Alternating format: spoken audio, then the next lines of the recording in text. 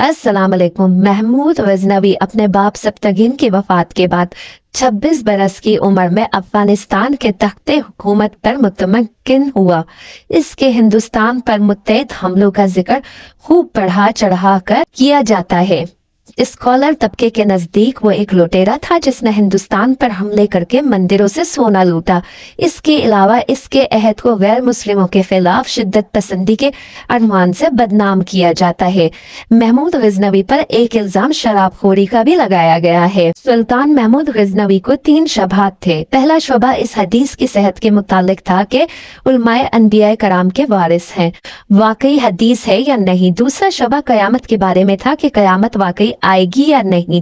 तीसरा शबा इस जमन में था कि हकीकत में सब्तगीन मेरा बाप है या नहीं और मैं इसका बेटा हूँ या नहीं।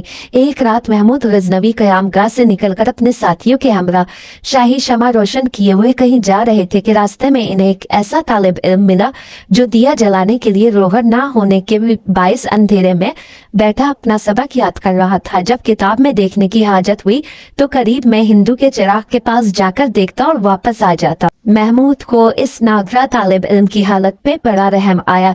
तैस खाकर उन्होंने वो शमादान जो फराइश से उठा रखा तालिब इल्म को दे दिया। जिस रात ये वाकया पेश आया इसी रात ख्वाब में महमूद गजनवी को नबी करीम सल्लल्लाहु अलैहि वसल्लम की ज़ियारत नसीब हुई। सरवरे कौनैन ने महमूद से फरमाया, ए नासिरुद्दीन सब्तगीन के फर्जंद, खुदावंद ताला कयामत में तुझे वैसे ही इज्जत से नवाजे जैसे तूने मेरे एक वारिस की कदर की है।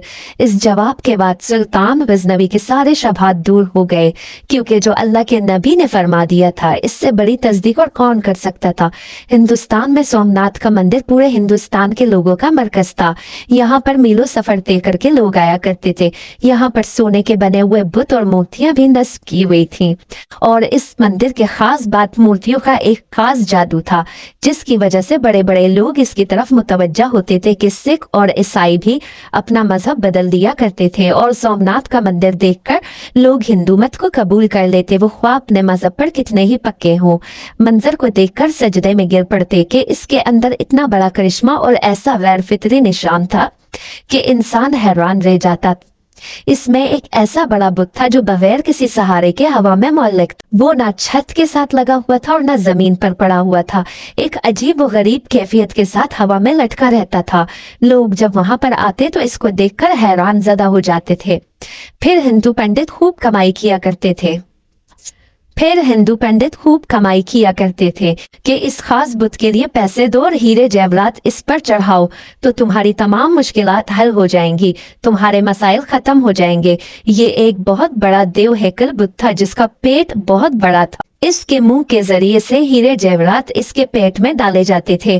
फिर जब मंदिर खाली हो जाता था तो 2 या 3 हफ्तों के बाद इस मूर्ति के पीछे कमर का रास्ता खुला था, जिसको खोलकर इससे सोना चांदी के जेवरात को निकाल दिया जाता था।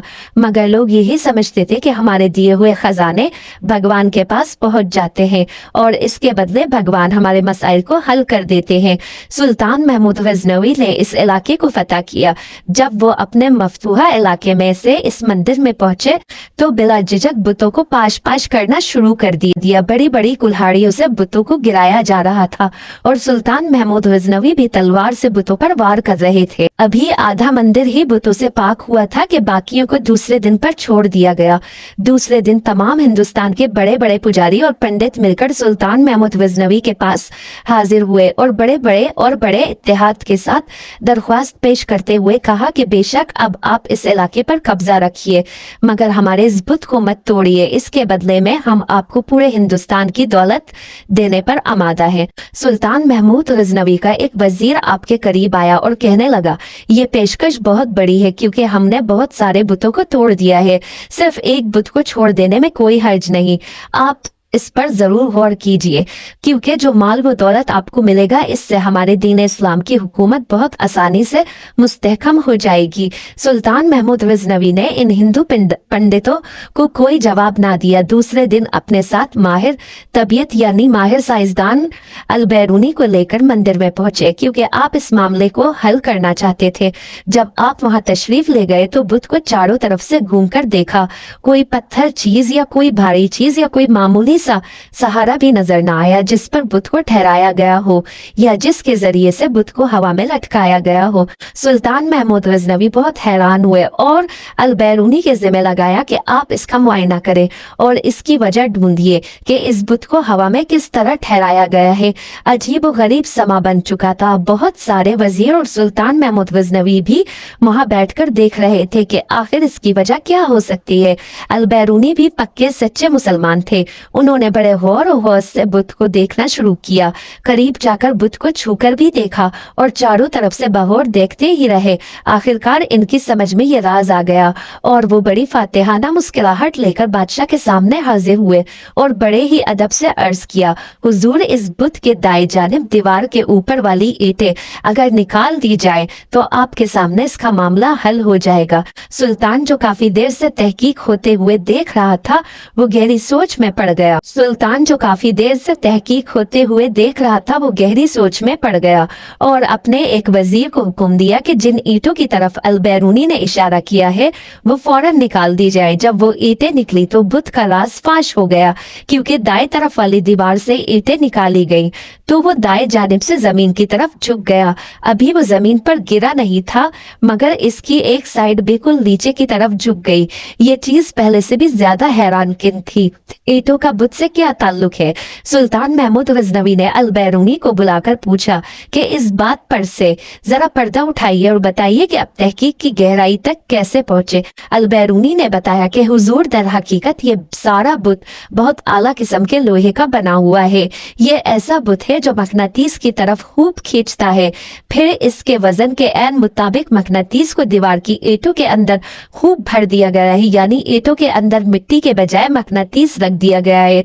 ये मकनातीस भी इतने आला किस्म के हैं कि ये पूरी तरह इस मूर्ति को अपनी तरफ खींचते रहते हैं और इतनी जोर से खींचते रहते हैं कि ये अपनी जगह से हरकत भी नहीं करते। बल्कि उन्होंने बतलाया कि इस मंदिर के अंदर हवा की आमदो रफ्त भी इस तरीके से तरतीब दी गई है कि वो बुत को ऊपर की तरफ उठाए रखती है। इस तहकीक से मालूम हो गया कि वो कौन सी टेक्निक थी जिसके जरिए जादू दिखाकर हिंदुस्तान के हजारों लोगों को गुमराह किया गया और इनको बातिल की गहराइयों में डाल दिया गया।